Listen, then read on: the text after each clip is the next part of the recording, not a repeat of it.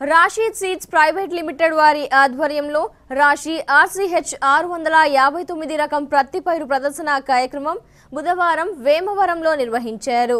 ప్రత్తి పంటకు వచ్చే గులాబీ రంగు పురుగు నివారణను గురించి రైతులకు శిక్షణ ఇవ్వటం జరిగిందని Rashid seeds zonal manager Kiran Kumar అన్నారు. ఈ కార్యక్రమంలో రీజనల్ మేనేజర్ సురేష్ వెంకటేశ్వరరావు, స్వరూప్, చిలక శ్రీనివాస్ రెడ్డి తదితరులు పాల్గొన్నారు. వాళ్ళకి 2 ఫోటోలు తీసాం.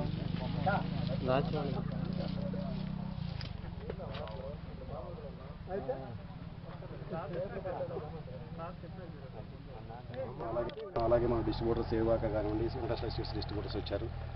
వాళ్ళందరికీ కూడా ఇక్కడికి రాశి సీడ్స్ ఆహ్వానించడానికి వచ్చేసిన ప్రతి ఒక్క రైతు సోదరులకి కూడా స్వాగతం, సుస్వాగతం అండి. సహజంగా ఏంటంటే పత్తి పంట మనకి దాదాపు గుంటూరు జిల్లా అంటేనే ఒక మంచి పత్తికి మిర్చికి కూడా మంచి విజ్ఞానం ఉన్నటువంటి రైతులు. కానీ దీంట్లో కూడా గత 10-15 సంవత్సరాల నుంచి చూస్తున్నప్పుడు మన వాతావరణ పరిస్థితులు, అలాగే ఆర్బీఎం సార్ సురేష్ గారు వచ్చినారు. గత 3 సంవత్సరాల నుంచి మనం ఏవైతే కొత్తగా పెరుగుతూ వస్తుందో కొన్ని సాంకేతిక పరంగా గులాబీ పురుగు గురించి, దాని నివారణ మరియు యాజమాన్య చర్యలు మనం ఎలా తీసుకోవాలా, ఎలా తీసుకుంటే మన నష్టాలని తగ్గించుకోవచ్చు అనేది మనందరికీ కూడా వివరిస్తాం. రాశి కంపెనీ తరఫున, మా డిస్ట్రిబ్యూటర్ల తరఫున అందరికీ నమస్కారం. నా పేరు కిరణ్ కుమార్. ఇక్కడ నాతో పాటు మా రీజనల్ మేనేజర్ సురేష్ గారు, తర్వాత వెంకటేశ్వరరావు గారు ఉన్నారు. సో ఇప్పుడు మామూలుగా మిమ్మల్ని అందరినీ పిలిచింది దేనికి అంటే 659 రాశి కంపెనీ అవగాహన కల్పించి ముందు జాగ్రత్తగా ఈ విషయం గురించి అందరికీ తెలిస్తే మంచిదన్న ఉద్దేశంతో మిమ్మల్ని అందరినీ పిలిపించాం ఇక్కడికి. సో ఇప్పుడు మీరు అందరూ చూసినప్పుడు ఫస్ట్ దీన్ని ఎట్లా ఐడెంటిఫై చేసేయాలి అంటే ముందు ఎలా దీన్ని గుర్తుపట్టాలా, గులాబీ రంగు పురుగు వచ్చింది అనేది ఎట్లా తెలవాలి అంటే ముందు మనం ఏంటంటే బాగా గూడు ఉన్నప్పుడు గుడ్డు పెట్టే ఛాన్స్ ఎక్కువ ఉంది.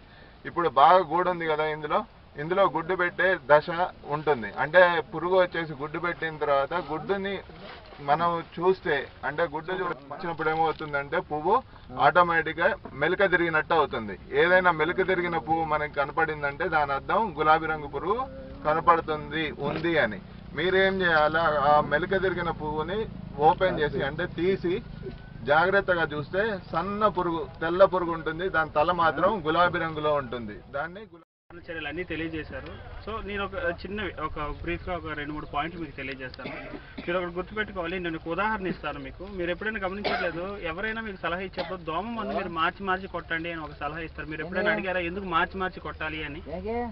ఎందుకంటే దోమ మందే కాదు, మనం ఏమైనా కొన్నిసార్లు మనం డాక్టర్ దగ్గరికి వెళ్ళినప్పుడు చూడండి, మనకి ఏదైనా ఒంట్లో బాగలేకపోతే డాక్టర్ దగ్గరికి వెళ్తాం, ఆయన మందులు రాసిస్తాడు. మనకి ఏం చెప్తారంటే ఒక 10 రోజులు పోయిన తర్వాత మళ్ళీ రండి అంటారు. మనం రెండోసారి వెళ్ళినాక మీరు గమనించట్లేదు, కనీసం 1-2 మందులు మారుస్తారు.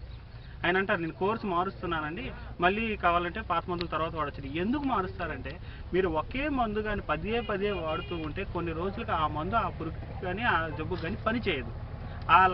అందుకోసం ఆయన ఏం చేస్తారు, ఆ ప్రాబ్లం రాకుండా మనం ఈ దోమ మందు మార్చి కొట్టమని కానీ లేకపోతే డాక్టర్ ట్యాబ్లెట్ మార్చి ఇవ్వటం కానీ జరుగుతుంది. నేనేంటంటే పురుగుకి ఒకే టెక్నాలజీ వాడుతున్నాము, ఇది పురుగు అలవాటు కాకూడదు.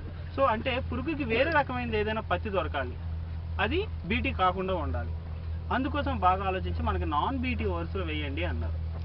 కానీ కొన్ని కారణాల వల్ల రైతు సోదరులు వేయలేకపోయినారు.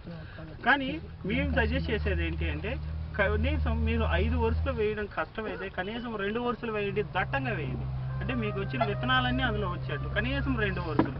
5 వరుసలు అంటే కొంతమంది కష్టపడచ్చు, చిన్న రైతు ఉండొచ్చు, తక్కువ చేను ఉండొచ్చు, వాళ్ళు వేయడానికి ఇబ్బంది పడవచ్చు. కనీసం 2 వరుసలైనా నాన్ బీటీ వేయగలి. సో ఇక్కడ నుంచి కాకపోతే మీరు అనొచ్చు ఆల్రెడీ మనకి పురుగు వచ్చేస్తుంది కదండి ఇంకెందుకు వేయటం అంటే, ఎందుకంటే మీరు గమనించలేదు, బీటీ టెక్నాలజీ ఉపయోగించి మనం 4 రకాల పురుగుల్ని నివారిస్తాం. మనకి ఇప్పుడు ఒక పురుగు వస్తుంది కానీ ఇంకా ఒక 3 రకాల పురుగులు ఇంకా రావట్లేదు. అంటే శనగపచ్చి పురుగు కానీ పొగాకు లద్ది పురుగు కానీ ఇంకా రావటం లేదు. సో అంటే ఏంటంటే ఇంకా బీటీ పనిచేస్తూనే ఉంది, ఇంకా మిగతా పురుగులు కూడాను రాకుండా ఉండాలి అంటే ఏంటంటే ఖచ్చితంగా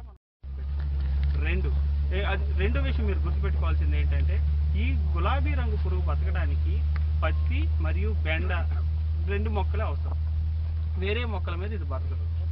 సో మనకు కొంతమంది రైతులకు ఏం అలవాటు ఉంటుంది అంటే పత్తి పక్కనే కూరగాయల మొక్క కోసం అని చెప్పేసి ఏదో ఇంటికైనా పనికి వస్తాయని చెప్పి బెండ మొక్కలు నాటుతాం, లేదా ఆ పక్కనే బెండ చేను వేయటం, ఇలాంటివి కొన్ని చేస్తారు.